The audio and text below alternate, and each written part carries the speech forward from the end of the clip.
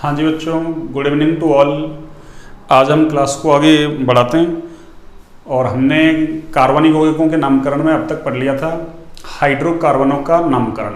हाइड्रोकार्बनों का नामकरण अब आगे हम उसी क्लास को कंटिन्यू करते हैं, हाइड्रोकार्बन व्युत्पन्नों का नामकरण। और ये इम्पोर्टेंट है अपने आप में, ये क्या है, इम्पोर्टेंट है अपने आप में, है ना। तो देखिए इसको आगे बढ़ाते हैं ना, हाइड्रोकार्बन व्युत्पन्नों का नामकरण। देखिए हाइड्रोकार्बन व्युत्पन्नों का नामकरण। तो आज हमारी हेडिंग है हाइड्रोकार्बन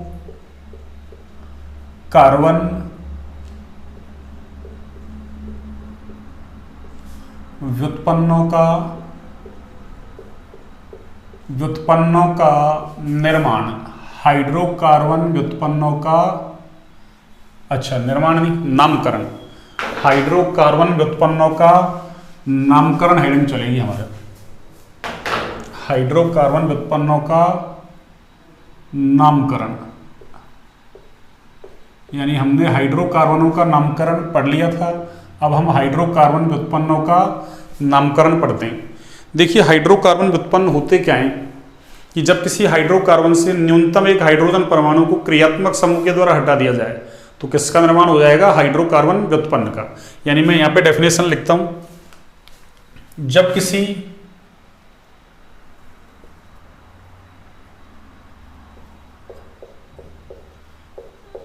किसी हाइड्रोकार्बन से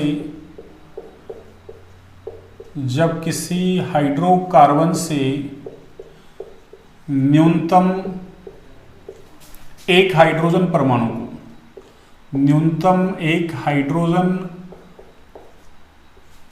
को क्रियात्मक समूह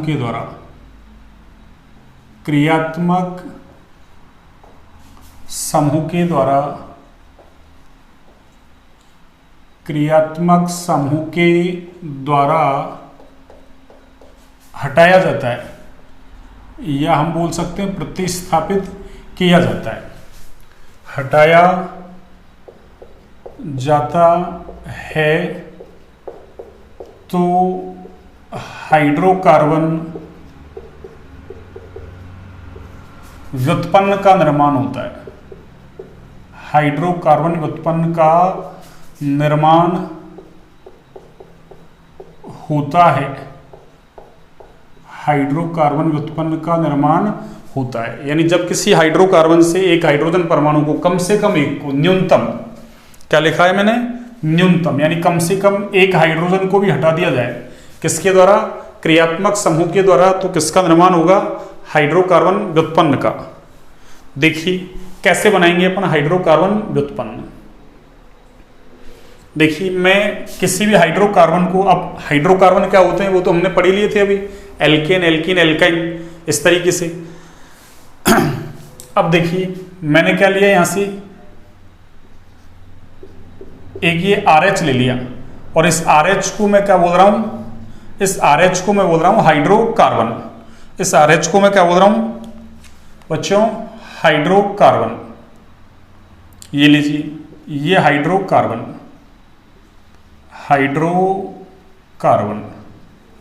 यहां से एक H को अपन रिमूव कर रहे हैं और उसकी जगह में कोई क्रियात्मक समूह लगा रहा हूं G। उसकी जगह क्रियात्मक समूह क्या लगा रहा हूं, G। तो देखिए ये क्या बनेगा, H तो यहां से हट गया और G लग गया, तो ये क्या बनेगा, R और आगे G। यानी H को हटा के और अपन ने क्या लगा दिया, यहां एक क्रियात्मक समूह G लगा दिया, तो ये क्या बन गया, इसको बोलेंगे हम हाइड्रोकार्बन व्युत्पन्न। हाइड्रोकार्बन व्युत्पन्न को बोलते हैं इंग्लिश में डेरिवेटिव, DERIVATIVE, हाइड्रोकार्बन व्युत्पन्न। हाइड्रोकार्बन व्युत्पन्न, हाइड्रोकार्बन डेरिवेटिव। अब देखिए आप G क्या क्या हो सकता है। देखिए G मैं इधर लिख देता हूं एक बार, है ना, क्रियात्मक समूह, इधर अपन लिखते हैं जी। क्रियात्मक समूह, और इधर उसका मैं नाम लिख देता हूं। दो चार क्रियात्मक समूह लिखते हैं अपन जी। देखिए जी अगर ऐसा हो जाए OH जी की जगह NH2 हो सकता है, जी की जगह COOH हो सकता है, जी की जगह CHO हो सकता है, और भी बहुत सारे ग्रुप हो सकते हैं। आपके COX हो सकता है। देखिए इनके नाम क्या है, जैसे OH आ गया तो OH को हम एल्कोहल क्रियात्मक समूह बोलते हैं। OH को कौन सा क्रियात्मक समूह? एल्कोहल। NH2 को हम एमीन क्रियात्मक समूह बोलते हैं। ऐसे COOH को हम कार्बोक्सिलिक एसिड ग्रुप बोलते हैं इसको ना, कार्बोक्सिलिक अम्ल। CHO को हम एल्डिहाइड क्रियात्मक समूह बोलते हैं, एल्डिहाइड। COX इसको हम बोलते हैं एसिड हैलाइड। एसिड का मतलब अम्ल, हैलाइड तो इसका नाम क्या है? अम्ल हैलाइड, एसिड हैलाइड। ये कुछ क्रियात्मक समूह हैं और अभी बहुत सारे क्रियात्मक समूह आने वाले हैं, तब और सीख लेंगे। मैंने ये तो 2-4-5 आपको एग्जाम्पल दिए, 2-4-5 क्या दिए मैंने आपको? एग्जाम्पल। अब देखिए, अब जैसे मैं 4 एग्जाम्पल यहां से R की जगह मैं ले लेता हूं CH3 और ये H, तो CH3H इसको हम बोलेंगे मैथेन। इसको हम क्या बोलेंगे? मैथेन। यहां से मैंने एक H को रिमूव कर दिया और उसकी जगह मैंने एक OH ग्रुप लगा दिया, तो देखिए ये क्या बनेगा?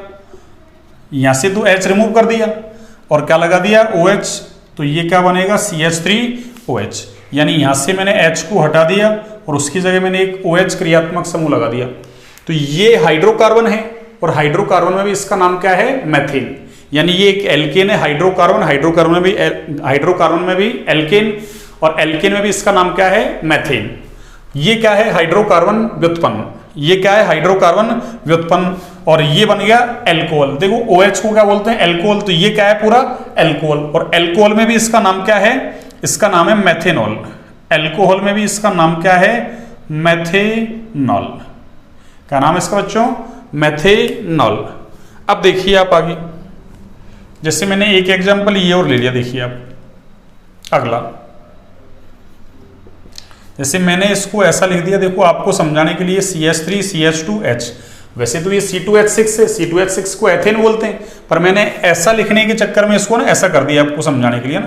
तो यहां से मैंने क्या किया? एक H को रिमूव कर दिया और अब की बार मैं क्रियात्मक समूह क्या लगा देता हूं? NH2। क्या लगा देता हूं? NH2। और NH2 कौन सा क्रियात्मक समूह है? एमीन। तो ये क्या बन जाएगा? H तो हटेगा और इसकी जगह क्या आ जाएगा?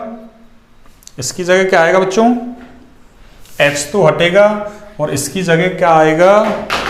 अरे इसकी जगह आ जाएगा CH3 CH2 और ये बन गया आपके NH2। तो देखिए ये तो है हाइड्रोकार्बन और वो क्या है? हाइड्रोकार्बन व्युत्पन्न। तो हाइड्रोकार्बन का नाम तो क्या है? एथेन।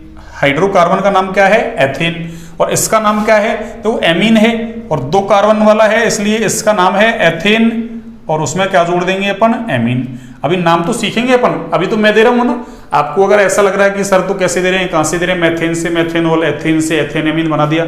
ये तो मैंने दिए हैं आपको एग्जांपल।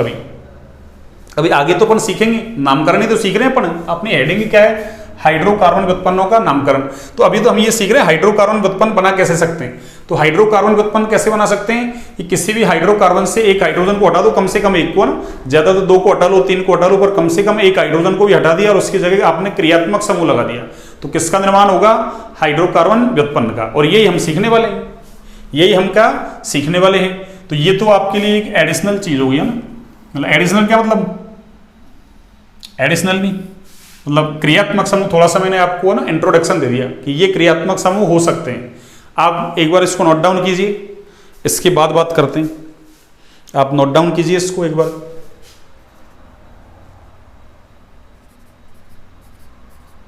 एक बार आप इसको नोट डाउन कीजिए बच्चों, उसके बाद आगे अपन इसको कंटिन्यू करते हैं।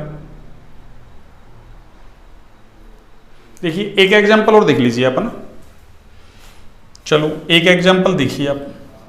एक एग्जाम्पल मैंने ये लिख दिया आपको CH3 और ये CH2 और ये CH3। हम ये सारे नाम लिख के आ रहे हैं बच्चों ना। इसका नाम है प्रोपेन। इसका नाम क्या है? प्रोपेन। और देखो आपको मैं समझाने के लिए इसको ऐसा लिख दूं,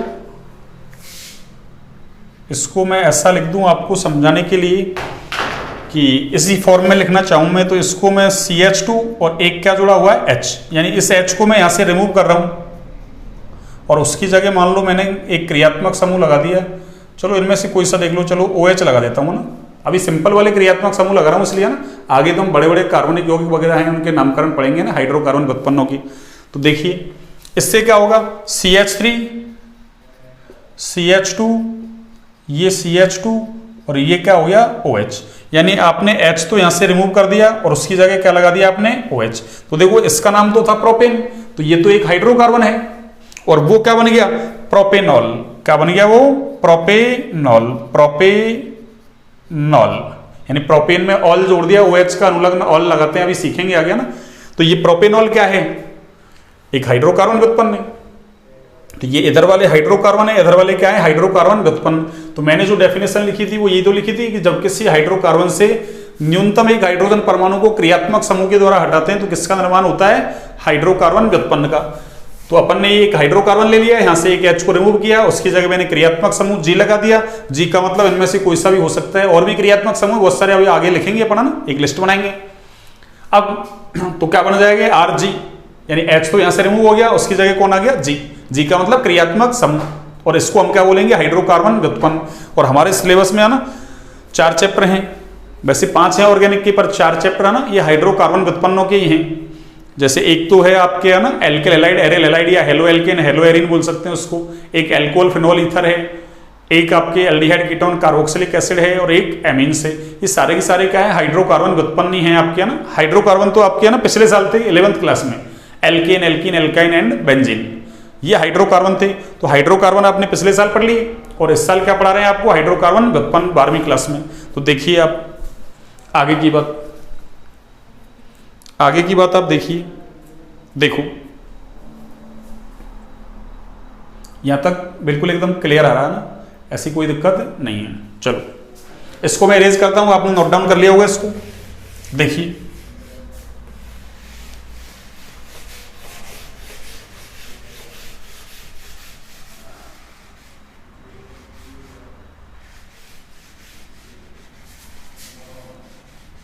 हाँ जी,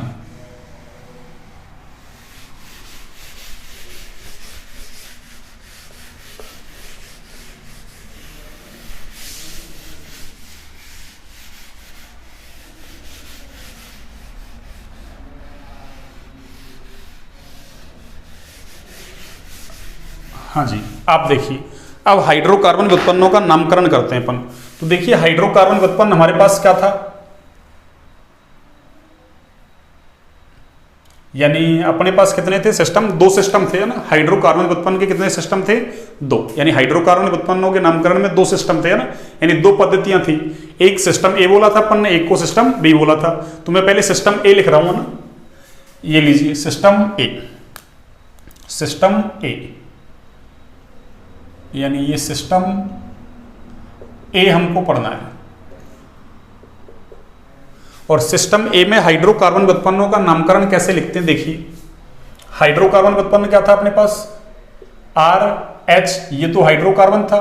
यहां से अपन ने क्या किया H को रिमूव किया और उसकी जगह मैंने एक G लगा दिया। तो ये क्या बना R और ये G, यानी इसको अपन ने क्या बोला था, इसको तो हाइड्रोकार्बन बोला था अपन ने, हाइड्रोकार्बन, और इसको अपन ने क्या बोला है हाइड्रोकार्बन, हाइड्रोकार्बन डेरिवेटिव, यानी हाइड्रोकार्बन व्युत्पन्न बोला इसको अपन ने। अब देखिए हाइड्रोकार्बन व्युत्पन्न के अंदर एक तो क्या है R और एक क्या है G, है ना। ये फ्री वैलेंसी दिखाई, इसका मतलब दोनों के बीच बॉन्ड बन जाएगा ना, दोनों के पास फ्री वैलेंसी दिखा दी। तो देखिए इस R को तो हम क्या बोलते हैं, इस R को तो हम बोलते हैं ना, देखिए इस R का नाम है हाइड्रोकार्बन समूह, इसका नाम क्या है हाइड्रोकार्बन समूह, या इसी को हम बोल सकते हैं हाइड्रोकार्बन मूलक, हाइड्रोकार्बन रेडिकल। और ये जी क्या है? जी एक क्रियात्मक समूह है। जी क्या है? एक क्रियात्मक समूह। तो देखिए हाइड्रोकार्बन व्युत्पन्न का नामकरण कैसे करेंगे सिस्टम ए में, यानी हाइड्रोकार्बन व्युत्पन्न में क्या है, एक तो हाइड्रोकार्बन समूह या हाइड्रोकार्बन मूलक है और दूसरा क्या है, क्रियात्मक समूह है। तो इसका देखो फॉर्मूला देखो, मैं यहां से एक फॉर्मूला लिखता हूं ना, देखिए फॉर्मूला क्या है ना, हाइड्रोकार्बन व्युत्पन्नों का नामकरण का फॉर्मूला, यानी अपन ऐसा लिख सकते हैं, देखो फॉर्मूला नेम ऑफ HCD, ऐसा लिख दूं मैं, नेम ऑफ HCD, है ना। देखो केमिस्ट्री में थोड़ी शॉर्ट है ना, ऐसे फुल उसका मीनिंग है, उसका शॉर्ट में है ना यूज काफी करते हैं अपन ना, तो धीरे धीरे आप सीखते चलें। नेम का मतलब तो आप जानते हैं, नाम ऑफ यानी का, HCD का मतलब क्या है, देखो HCD हाइड्रोकार्बन, है ना, हाइड्रोकार्बन को मैंने क्या लिख दिया HC और डेरिवेटिव को क्या लिख दिया मैंने D, तो नेम ऑफ HCD यानी हाइड्रोकार्बन व्युत्पन्न का नामकरण कैसे करेंगे। सबसे पहले देखो ये जो R है ना, हाइड्रोकार्बन समूह, यानी मैं ऐसे लिख दूं R का तो पूर्व लग्न, यानी सबसे पहले हाइड्रोकार्बन समूह का पूर्व लग्न लिखा जाएगा और उसके बाद क्या करेंगे हम, क्रियात्मक समूह का अनुलग्न, यानी G का अनुलग्न। और G क्या है हमको पता है, क्रियात्मक समूह है, तो G का क्या लिखेंगे अपन, अनुलग्न। इसका मतलब फॉर्मूला क्या बन गया आपके पास कि हाइड्रोकार्बन व्युत्पन्न का नामकरण बराबर क्या हो गया कि हाइड्रोकार्बन समूह का तो पूर्व लग्न लिख दो, पूर्व लग्न का मतलब पहले लिख दो ना, यानी जो पहले जुड़े वो पूर्व लग्न, बाद में जुड़े वो अनुलग्न।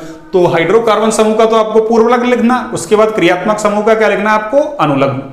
क्रियात्मक समूह का क्या लिखना है आपको, अनुलग्न। अब देखिए इसका मतलब हमको दो चीजें सीखनी है, एक तो हाइड्रोकार्बन समूह क्या है और दूसरा क्रियात्मक समूह क्या है। तो क्रियात्मक समूह की एक लिस्ट बना लेंगे अपन, है ना, और हाइड्रोकार्बन समूह क्या है। अभी तो मैं केवल आपको ना 12वीं क्लास के अकॉर्डिंग जितने क्रियात्मक समूह काम आते हैं वही लिखूंगा ना। इसके बाद हम एक बैच, मैंने ना कल वाली क्लास में भी है ना बोला था कि एक बैच हम ऐसा स्टार्ट करेंगे ना जिसमें सारा ना 11th 12th NEET JEE mains, है ना, जेई मेंस तक, है ना, जेई एडवांस नहीं है ना, जेई मेंस तक का सारा कवर करेंगे। जो आपके है ना कोई सा भी केमिस्ट्री से रिलेटेड एग्जाम हुआ ना, चाहे वो आप CUET का एग्जाम दो आप, है ना, आजकल अरे ग्रेजुएशन लेवल है ना, ग्रेजुएशन के लिए आपको अच्छे कॉलेज के लिए या कह दो अच्छा ना यूनिवर्सिटी है ना, जैसे DU वगैरह है ना, JNU वगैरह है, BHU वगैरह, अच्छे यूनिवर्सिटी हैं जिनमें पहले परसेंटेज बेस से सिलेक्शन हुआ करता था ना, आजकल उस परसेंटेज बेस को हटा दिया ना, उसकी जगह एक कॉमन एग्जाम कर दिया ना CUET। आप उसको क्वालिफाई करो, चाहे आपकी 80% है ना, सामने वाले की मान लो चाहे 95 96 98 99 है ना, लेकिन मान लो वो क्वालिफाई नहीं कर पाया एग्जाम को, तो वो रह जाएगा, आपका सिलेक्शन हो जाएगा, आप उस कॉलेज में एडमिशन के लिए योग्य हो जाएंगे ना। तो CUET का एग्जाम है, CUET है ना, CUET, ऐसे एक IIT JAM का एग्जाम भी होता है ना, एग्रीकल्चर वगैरह में भी होते हैं, ICAR वगैरह के एग्जाम है ना, तो सब में आपके लिए हेल्पफुल है ना। सेकंड ग्रेड टीचर्स की तैयारी करो, फर्स्ट ग्रेड की करो, किसी की करो, तो एक बैच ऐसा लेंगे बिल्कुल हिंदी मीडियम में, मतलब बिल्कुल हिंदी मीडियम तो क्या जैसे आपको पढ़ा रहे हैं ऐसे कि हिंदी थोड़ा बहुत उसमें इंग्लिश, हिंदी इंग्लिश मिक्स। तो एक तो बैच ऐसा स्टार्ट करेंगे, एक बिल्कुल इंग्लिश मीडियम के लिए, प्योर इंग्लिश मीडियम के लिए स्टार्ट करेंगे अपन, है ना, बिल्कुल एकदम प्योर इंग्लिश मीडियम के लिए। तो देखिए अगर आपको अच्छा लगे ना तो हाँ अपने चैनल को है ना लाइक सब्सक्राइब करें, है ना, उसको शेयर भी करें, है ना। अरे शेयर करेंगे आप तो ज़्यादा से ज़्यादा लोगों के पास जाएगा ना, यानी जो लोग केमिस्ट्री जिनको समझ में नहीं आ रही है ना, अगर उनको मान लो आ रहे है ना आपके शेयर करने से समझ में आ रही है, तो आपको अरे वो धन्यवाद ही कहेगा ना, भाई मुझे तो कहेगा ही पर आपको भी कहेगा, भाई बताने वाले तो आप ही हैं, है ना। तो उससे एक अपन को भी एक मनोबल मिलेगा ना, एक कॉन्फिडेंस आएगा, यस भाई अपन पढ़ा रहे हैं वो ना, अपन मेहनत कर रहे हैं वो भाई एक सही डायरेक्शन में कर रहे हैं ना, तो एक सही डायरेक्शन में मेहनत होनी चाहिए। तो इसलिए मैं भी प्रयास कर रहा हूँ, आप भी प्रयास करें, आपका प्रयास तो यही है ना कि उसको लाइक सब्सक्राइब है ना, शेयर वगैरह करें, है ना। तो देखिए अपन आगे की बात करते हैं ना, तो मैंने एक फॉर्मूला लिख दिया है, तो इसमें क्या क्या आया है, एक तो हाइड्रोकार्बन समूह आया है ना कि हाइड्रोकार्बन समूह क्या होता है, और दूसरा क्रियात्मक समूह क्या होता है ना। तो देखो क्रियात्मक समूह तो क्या होता है, परमाणु या परमाणुओं का समूह है ना, जो किसी भी यौगिक के रासायनिक गुणों के लिए, है ना, केमिकल प्रॉपर्टीज के लिए क्या होता है, जिम्मेदार होता है, उत्तरदायी होता है, वो कहलाता है क्या, क्रियात्मक समूह। क्या कहलाता है, क्रियात्मक समूह। डेफिनेशन की अपन को जरूरत नहीं है, अपन को तो भाई ये क्रियात्मक समूह है, इसका अनुलग्न ये काम आएगा ना। अभी तो देखिए अब हमारी हेडिंग क्या बन जाएगी कि पहले हाइड्रोकार्बन समूह होता क्या है, तो मैं यहां हेडिंग लिख रहा हूं ना, हाइड्रोकार्बन समूह, हाइड्रोकार्बन समूह, हाइड्रोकार्बन समूह। यानी अभी तक हमने क्या पढ़ा है हाइड्रोकार्बन समूह का पूर्व लग्न और क्रियात्मक समूह का अनुलग्न, ये फॉर्मूला लिख दिया। तो इसमें हमको हाइड्रोकार्बन समूह क्या होता है इसको देखेंगे, फिर क्रियात्मक समूह क्या होता है, और उसके बाद अपन नामकरण करेंगे ना। नामकरण आपको आसानी से समझ में आ जाएगा, ऐसी कोई दिक्कत नहीं है। उन बच्चों को तो और भी एडवांटेज है ना जो अपने स्कूल वाले हैं ना, क्यों 11th क्लास में उनको अच्छे से पढ़ाया सब कुछ, जीओसी वगैरह ना बहुत अच्छे से पढ़ाई है ना, उनके लिए तो काफी हेल्पफुल होगी ना, और बच्चों के लिए भी हेल्पफुल हो गया ना, क्यों वो भी तो आ रहे अदर्स स्कूल से पढ़ के आए हैं ना, या पढ़ रहे हैं।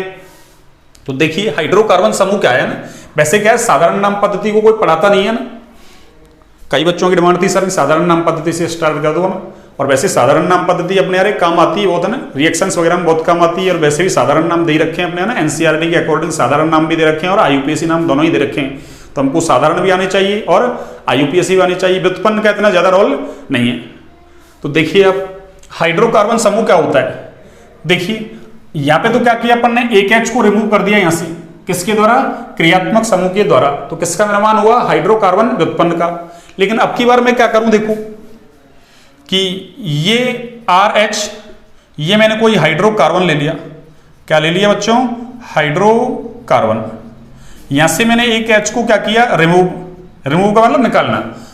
और अब की बार मैंने लगाया कुछ भी नहीं, पहले तो मैं लगा रहा था क्या जी क्रियात्मक समूह, अब की बार मैंने कुछ नहीं लगाया।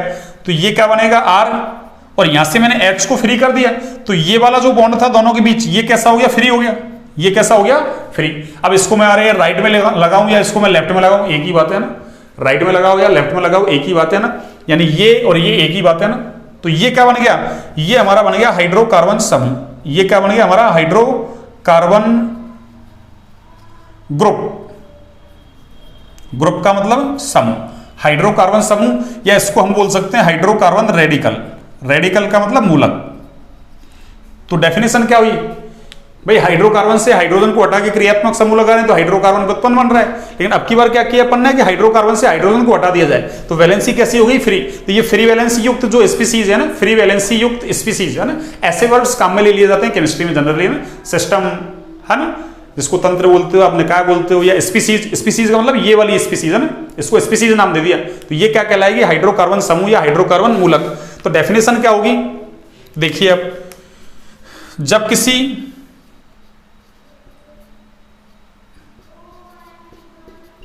जब किसी हाइड्रोकार्बन से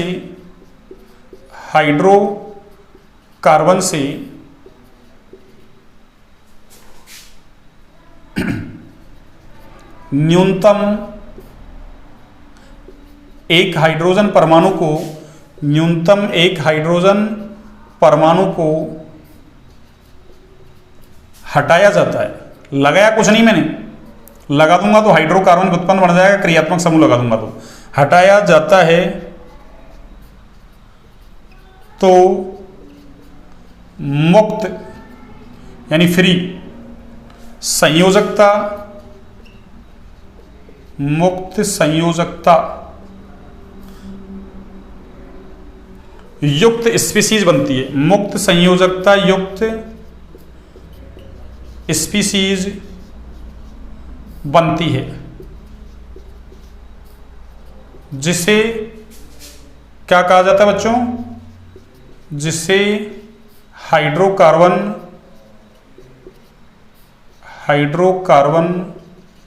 समूह कहा जाता है। हाइड्रोकार्बन समूह ऑब्लिक मूलक कहा जाता है।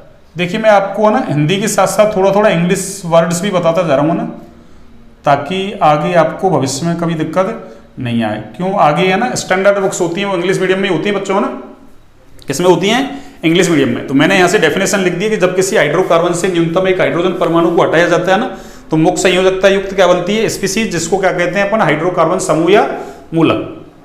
एक बार नोट डाउन कीजिए इसको आप।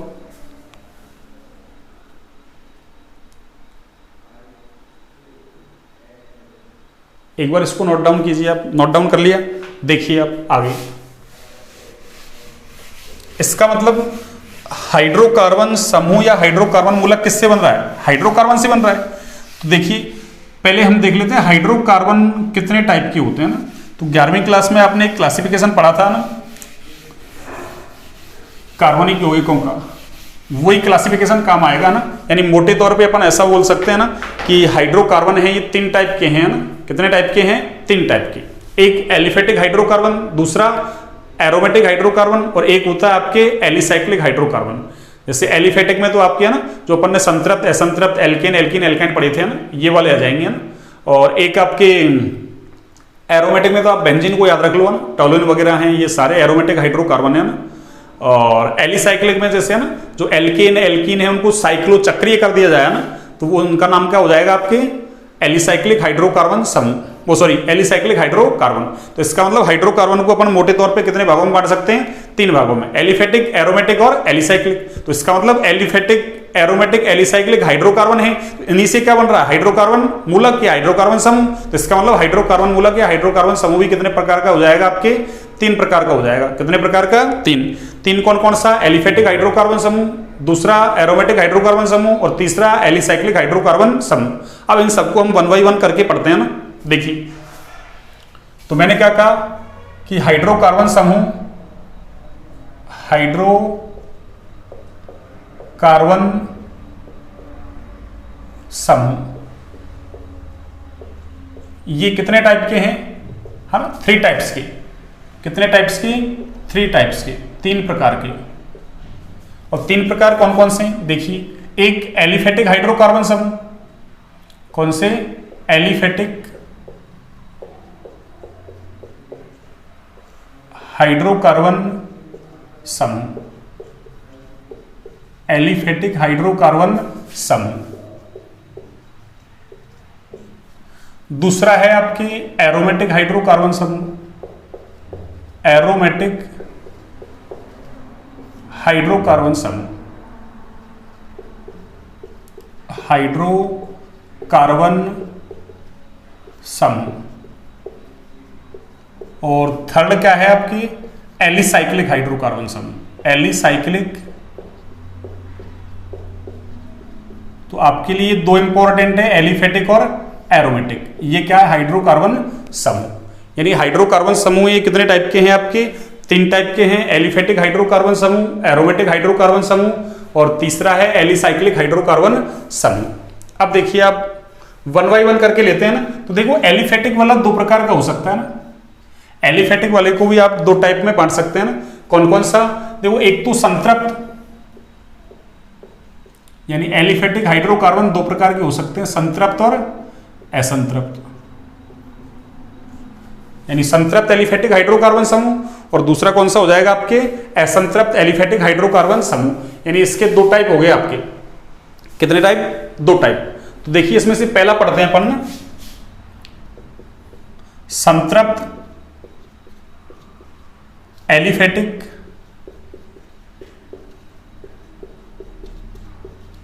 संतृप्त एलिफेटिक हाइड्रोकार्बन समूह, संतृप्त एलिफेटिक हाइड्रोकार्बन समूह। यानी संतृप्त एलिफेटिक हाइड्रोकार्बन समूह किससे बनेगा? ये एल्केन से बनेगा बच्चों ना। किससे बनेगा? एल्केन से। यानी एल्केन से एक हाइड्रोजन परमाणु को हटा दिया जाएगा तो वही मुक्त संयोजकता युक्त स्पीसीज बनेगी, और उसका नाम क्या है? संतृप्त एलिफेटिक हाइड्रोकार्बन समूह। तो क्या कह सकते हैं? यह एल्केन से, किससे? एल्केन से एक हाइड्रोजन परमाणु हटाने पर बनता है, हटाने पर बनता है। यह एल्केन से एक हाइड्रोजन परमाणु हटाने पर बनता है। कैसे बनेगा? देखो आप, ये वही RH, इसको मैंने क्या बोल दिया? देखिए, इसको मैंने एल्केन बोल दिया। क्या बोल दिया इसको बच्चों? एल्केन। ये लीजिए, यहां से एक H को आप रिमूव कर दीजिए, और लगाना तो कुछ है ही नहीं। तो बनेगा क्या? बनेगा ये देखो R, और इस पे क्या आ जाएगी? Free valency. तो इस हाइड्रोकार्बन का नाम तो मैंने क्या दे दिया? एल्केन, और यहां से मैंने इस H को रिमूव कर दिया, तो ये R के पास क्या आ गई? Free valency. तो अब जो ये हाइड्रोकार्बन समूह या मूलक बना है, इसका नाम क्या होगा? एल्किल। इसका नाम क्या होगा बच्चों? एल्किल। यानी एल्केन से जो हाइड्रोकार्बन समूह या मूलक बनने वाला है, उसका नाम क्या है? एल्किल। एल्केन से जो हाइड्रोकार्बन समूह या मूलक बनने वाला है उसका नाम क्या है? एल्किल।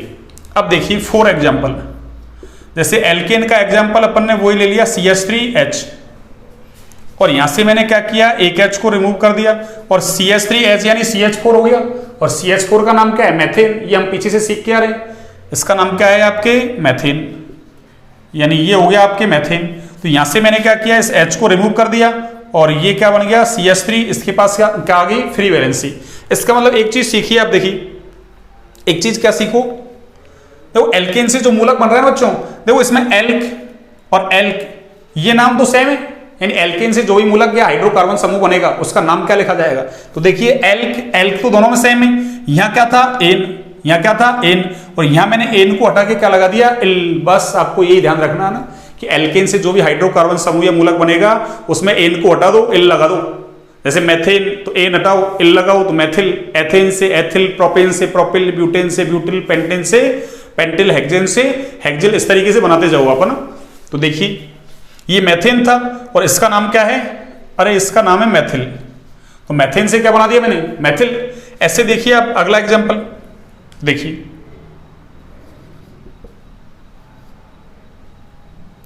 जैसे मैंने ये ले लिया CH3, ये CH2। अब आपको बिल्कुल समझना है अलर्ट होके, तो आपके बिल्कुल समझ में आ जाएगा अच्छे से, है ना। और अगर ये हाइड्रोकार्बन समूह या मूलक का नाम लिखना आ गया आपको तो कोई दिक्कत नहीं है। क्रियात्मक समूह तो सिंपल है, उसके नाम याद रखने हैं आपको, 5 6 7 जो भी लिखवाऊंगा मैं, है ना, उसके नाम आपको याद रखने। देखिए यहां से वही H को रिमूव करना है और H को रिमूव करके लगाना कुछ नहीं है अपन को ना। तो ये क्या बना? CH3 CH2 और ये फ्री वैलेंसी। देखिए इसका नाम क्या दिया था आपने? इसका नाम क्या दिया था आपने? अरे इसका नाम C2H6, 2 कार्बन का है एल्केन। तो 2 कार्बन का एल्केन क्या होता है? एथेन, जो हम पीछे से सीख के आ रहे हैं। 1 कार्बन वाला मैथेन, 2 वाला एथेन, 3 वाला प्रोपेन, 4 वाला ब्यूटेन, 5 वाला पेंटेन, 6 वाला हेक्सेन, इस तरीके से चलता जाएगा आपके, ना। तो ये एथेन, और मैंने क्या कहा? एथेन से क्या करो आप? एक H को हटा दो, ये बन गया। तो इस मूलक का नाम क्या होगा? देखो एल्क, एल्क का मतलब एथ शब्द तो ऐसे कैसे रखना अपन को? एथ, ये लीजिए, और एन को हटाना है और उसकी जगह क्या लगाना है? एल। तो नाम क्या हो गया? एथिल। एथेन से क्या बन गया? एथिल। अब आप देखिए प्रोपेन का नंबर आता है ना, किसका नंबर? प्रोपेन। देखिए तो मैंने ये ले लिया आपके सामने CH3 CH2 और ये ले लिया मैंने CH3। क्या ले लिया? CH3 CH2 CH3, और इसका नाम क्या है बच्चों? अरे इसका नाम है 3 कार्बन का एल्केन है, तो 3 के लिए एल्क शब्द प्रोप, और उसमें क्या जोड़ते हैं? एन। तो नाम क्या बन गया? अरे प्रोपेन नाम बन गया इसका, ना। क्या नाम बन गया? प्रोपेन। और आगे देखिए, अब इससे मैं 2 कंडीशन ले रहा हूं ना। अभी तक तो देखो आपने क्या देखा कि मैथेन से एक ही H को रिमूव कर सकते हैं। एथेन में चाहे आप इस कार्बन से रिमूव कर दो, इस वाले से, चाहे आप इस कार्बन से रिमूव कर दो, बात एक ही। क्या बनने वाला है? एथिल ही बनने वाला है ना। लेकिन यहां देखो, यहां फर्क पड़ जाएगा ना। कैसे? देखो आप, मैं ऐसा कर रहा हूं, देखिए कि एक बार तो मैं H यहां से रिमूव करता हूं इस वाले कार्बन से, और एक बार मैं H यहां से रिमूव करता हूं। तो देखो जिस कार्बन से H को रिमूव कर रहे हो, आप हटा रहे हो, उसी कार्बन पे फ्री वैलेंसी आ रही है ना भाई। जिस कार्बन से H को आप रिमूव करोगे, हटाओगे, है ना, निकालोगे, उसी कार्बन पे क्या आएगी? Free valency. अब आप ये देख लीजिए कौन कौन से कार्बन से H निकल सकते हैं ना। तो देखिए मैंने दोनों को ना इंडिकेट कर दिया। यहां से मैं H को क्या कर रहा हूं? रिमूव कर रहा हूं ना। तो देखिए यहां से H जैसे ही मैं रिमूव करता हूं ना, यहां से भी क्या करता हूं मैं? H को रिमूव। तो देखिए मैं पहले कार्बन से H को रिमूव कर रहा हूं ना, तो ये बनने वाला है आपके CH3 CH2, और यहां से H क्या हो गया? रिमूव। तो इस कार्बन पे क्या आ गई? आपके फ्री वैलेंसी। फ्री वैलेंसी का मतलब मुक्त संयोजकता। आगे देखिए मैं इससे हटाता हूं CH3 CH, है ना। अब आप देखो वैलेंसी को ना, अरे इसको ऊपर लगाओ, नीचे लगाओ, साइड में लगाओ, कहीं लगाओ, हमको तो कार्बन की वैलेंसी 4 रखनी है ना। तो मैं जैसे यहां से H को रिमूव करूंगा तो क्या होगा? फ्री वैलेंसी आएगी। अब आप फ्री वैलेंसी को ऊपर लगाओ, नीचे लगाओ, उससे कोई फर्क नहीं पड़ने वाला ना। और आगे क्या है? CH3। या इसी को ही देखो मैं ऐसा लिख दूंगा ना, किसी को अगर दिक्कत है तो वो बोले, ना। देखिए CH3, ये CH, और देखिए फ्री वैलेंसी ऊपर थी, मैंने क्या कहा? किधर ही लगा दो, आपकी इच्छा है ना। अरे लेफ्ट में लगाओ, राइट में लगाओ, ऊपर लगाओ, नीचे लगाओ, कोई फर्क नहीं पड़ने वाला है। तो मैंने क्या किया? इसको इधर लगा दिया, और वो CH3 उधर जुड़ा हुआ था ना भाई, इस कार्बन से जुड़ा हुआ है CH3। तो इस CH3 को मैंने क्या कर दिया? अरे नीचे की तरफ लिख दिया ना, ये और ये एक ही बात है ना, जो मैंने आपको बताया था अभी प्रीवियस क्लास में ना, अरे एक सात का ना ऐसे सात बना हुआ है, उसको पकड़ो दोनों सिरों को ना और सीधा कर दो, सीधा हो जाएगा। तो देखो इसका इसको इस कार्बन को पकड़ो सीधा कर दो, उसके जैसा ही दिखेगा आपको ना। तो इसका मतलब ये और ये एक ही बात है ना। बस ऑर्गेनिक केमिस्ट्री में यही है, आपको स्ट्रक्चर पहचान में आनी चाहिए ना, उसको कैसे तोड़ मरोड़ के लिख दिया जाए उससे कोई फर्क नहीं पड़ने वाला ना, बस आपको पहचान में आना चाहिए ना। तो ये और ये एक ही बात है ना। अब किसी के ऐसा हो रहा हो कि सर आपने तो ना इस कार्बन से हटाया, जरा इससे भी तो हटाओ आप, भाई ये भी तो CH3 एक कार्बन ये भी, मैं चलो हटा लो कोई दिक्कत नहीं। कैसे, देखो एक H को मैं हटाता हूं तो ये CH2, और जिधर से H हटाऊंगा उसी पे क्या आएगी, फ्री वैलेंसी आ गई।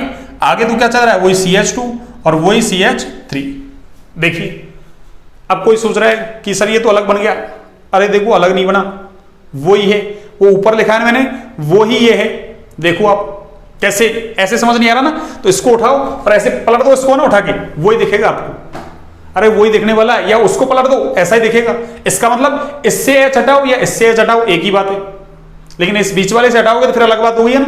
अब एक ही बात नहीं है, इसका मतलब प्रोपेन से कितने मूलक बन गए, 2 मूलक। प्रोपेन से कितने मूलक बन गए, 2। जैसे आपको याद होगा ना कि हाइड्रोकार्बन में अरे 4 कार्बन से ब्रांचिंग स्टार्ट हो रही थी, ऐसे ही यहाँ हाइड्रोकार्बन मूलक या हाइड्रोकार्बन समूह के अंदर 3 कार्बन से क्या हो जाएगी, आपकी ब्रांचिंग चालू हो जाएगी, है ना।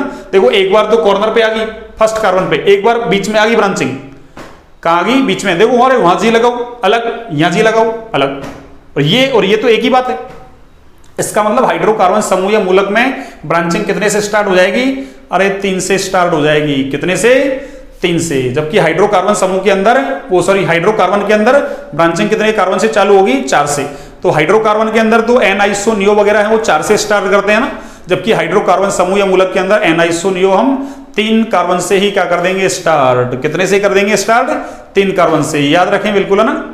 अब देखिए आप, तो इसको तो मैं रिमूव करता हूं, इसका मतलब यहां अपन क्या, सॉरी रिमूव क्या वाला, इरेज करता हूं इसको तो मैं ना, मुझे वही लैंग्वेज ध्यान आ गई है ना, इसको मैंने इरेज कर दिया। चलो तो इसका मतलब प्रोपेन से कितने मूलक बन सकते हैं, प्रोपेन से कितने मूलक बन सकते हैं, 2। कितने बन सकते हैं, 2। तो वही दोनों का अणुसूत्र कैसा है, समान। दोनों का अणुसूत्र कैसा है, समान। और अणुसूत्र समान होता है तो वो समावयवी कहलाते हैं ना। इसका मतलब क्या हुआ कि समावयवी हाइड्रोकार्बन समूह या समावयवी जो मूलक है ना, हाइड्रोकार्बन मूलक, उनके वही मूल नाम एक समान होते हैं ना। तो उनको भी हम क्या करते हैं, कुछ अतिरिक्त पूर्वलग्न, जैसे N-आइसोनियो, वहां 3 ही लगा रहे थे N-आइसोनियो, यहाँ उसके अलावा एक सेकेंडरी लगा सकते हैं अपन और एक टर्सरी, है ना। इनके द्वारा क्या करते हैं, विभेदित। तो वही एक नोट डालने वाला हूं मैं पहले की तरह, है ना, पहले की तरह एक नोट डालने वाला हूं। देखिए क्या, आप इसको ना एक बार नोट डाउन कीजिए, एक बार आप इसको नोट डाउन कीजिए।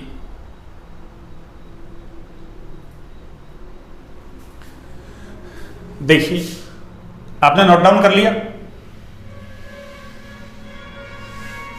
देखिए,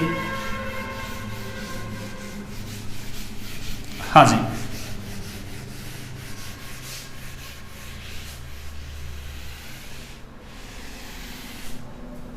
तो देखिए इसका एक बार मैं ना नाम दे देता हूं ना, जो इसका नाम है ना, क्यों अपना ये तो इरेज हो जाएगा फिर।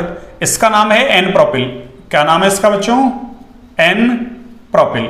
और ये जो लिखे हुए हैं दोनों, इसका नाम है आइसोप्रोपिल।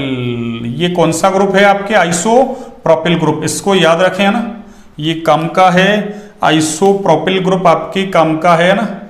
ये लीजिए, इसको आपको ना मैंने स्टार पॉइंट लगा दिया, स्टार पॉइंट लगा रखा है, इसका मतलब इंपॉर्टेंट है वो ना, इंपॉर्टेंट लिख दो, स्टार पॉइंट लिख दो ना, कुछ भी लिख दो, 5 स्टार लगा दिया। इसको याद रखना हमेशा ना, इसको हमेशा याद रखना है, चाहे ऐसे लिखिए चाहे ऐसे लिखिए, आपको ये पहचान में आना चाहिए कि ये क्या है, आइसोप्रोपिल है। ये क्या है, आइसोप्रोपिल। अब देखिए वो नॉट डालने वाला हूं मैं ना, देखिए, और नॉट क्या है, देखिए आप, हाँ जी, नॉट को देखिए आप, नॉट डालता हूं मैं, ये लो नॉट। समावयवी हाइड्रोकार्बन समूह बोल दो या मूलक बोल दो, बात एक ही है। हाइड्रोकार्बन मूलकों के पैतृक नाम, पैतृक बोल दो या मूल बोल दो, है ना, पैतृक नाम एक समान होने के कारण, एक समान होने के कारण इनको कुछ अतिरिक्त पूर्व लग्न, इनको कुछ अतिरिक्त पूर्व लग्न जैसे एन आइसो नियो, ये तीन तो हम पीछे भी काम ले रहे थे हाइड्रोकार्बनों के नामों में भी, है ना। इसके अलावा एन आइसो नियो, इसके अलावा एक सेकेंडरी काम ले सकते हैं अपन, ना, सेकेंडरी ये लो, व टर्सरी TERTIARY टर्सरी, तो समावेशी हाइड्रोकार्बन मूलकों के पैतृक नाम एक समान होने के कारण इनको कुछ अतिरिक्त पूर्वलग्न जैसे एनाइसो नियो, सेकेंडरी व टर्सरी आदि की सहायता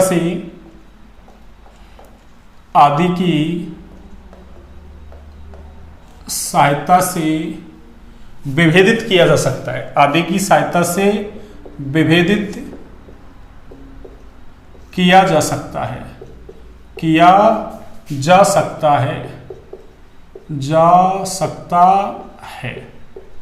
तो ये नॉट कम का है ना। एनाइसोनियो वही डेफिनेशन है पीछे वाली, है ना। एन का उपयोग ऐसा की श्रृंखला के लिए करते हैं, लेकिन वहां ध्यान रखना 4 कार्बन के लिए किया था, यहाँ 3 के लिए हो जाएगा ना। ऐसे आइसो का उपयोग वहां 4 के लिए हुआ था, यहाँ 3 के लिए हो जाएगा। बस इतना सा फर्क है। नियो के लिए तो वही 5 ही वहां थे, 5 ही यहाँ थे, है ना। तो इन चीजों को तो अपन को लिखना नहीं है। वही आइसो के लिए मस्ट कंडीशन क्या थी, केवल सेकंड कार्बन पर एक मैथिल ग्रुप होना चाहिए ना, और ऐसे ही नियो वाले में सेकंड कार्बन पर 2 मैथिल ग्रुप होने चाहिए। तो ये तो कोई है ना, सारी चीजें पढ़ ली अपन ने, इनको दोबारा से पढ़ने की जरूरत नहीं है ना। जहां डिफरेंशिएशन होगा ना उसको पढ़ेंगे। तो वो एक तो सेकेंडरी पढ़ना अपन को, एक क्या पढ़ना है आपको, टर्सरी। ये 2 नए आ गया ना, यानी सेकेंडरी और टर्सरी का उपयोग किसमें करते हैं, केवल मूलकों के नाम में करते हैं ना। चाहो तो मैं ऐसा लिख दूं सेकेंडरी, अब देखो सेकेंडरी को मैं शॉर्ट में लिख रहा हूं ना, सेकेंडरी SEC, व टर्सरी, सेकेंडरी में टर्सरी का उपयोग केवल, है ना। अब हाइड्रोकार्बन मूलक को मैं सिंपल लिख दूं, मूलक, है ना, केवल मूलकों के नाम में ही किया जाता है ना। हाइड्रोकार्बनों के नाम में नहीं करते, है ना। तो केवल किसके नाम में किया जाता है, मूलकों के नाम में ही किया जाता है ना, नाम में ही किया जाता है ना। तो केवल मूलकों के नाम में ही किया जाता है। अब देखिए वही N, तो N की कंडीशन तो क्या होगी, आशा की श्रृंखला के लिए करते हैं ना। न्यूनतम कार्बन वहां 4 थे, यहां न्यूनतम कार्बन कितने होने चाहिए, 3। तो क्या बोलेंगे अपन कि न्यूनतम कार्बन कितने हों, 3 हों, जबकि हाइड्रोकार्बन में कितने थे, 4। और मुक्त संयोजकता जो है ना, फ्री वैलेंसी जो है, मुक्त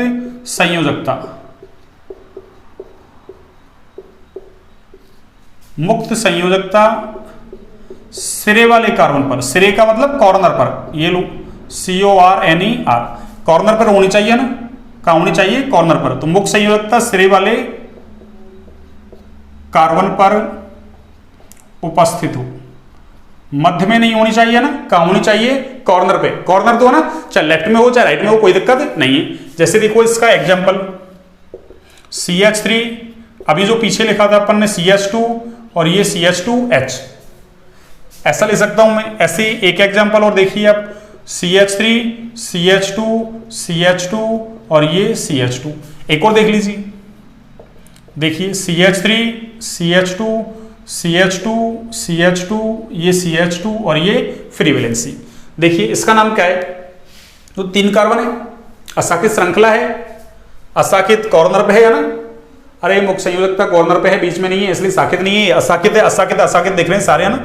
इसमें अच्छा ये रह गया, ये लीजिए फ्री वैलेंसी। अब देखिए इसका नाम क्या होगा, देखिए असाकित श्रृंखला है, न्यूनतम कार्बन 3 हो, मुक्त संयोजकता कहां है, सिरे वाले कार्बन पे। तो इसका नाम क्या हो जाएगा, इसके नाम के आगे क्या लिखेंगे अपन, N। तो इसका नाम क्या हुआ, N। कुल कार्बन कितने, 3, तो इसलिए नाम क्या हो जाएगा, N प्रोपिल। ऐसे इसका नाम क्या होगा, N।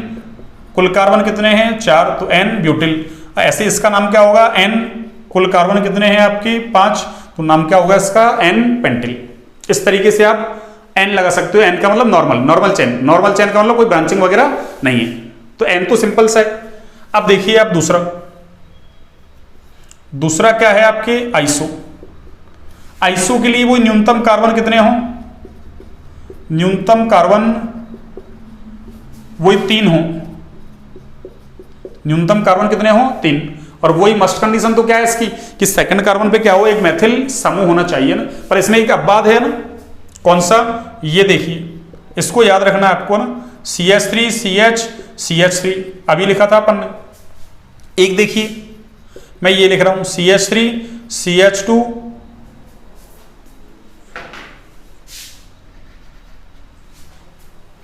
CH3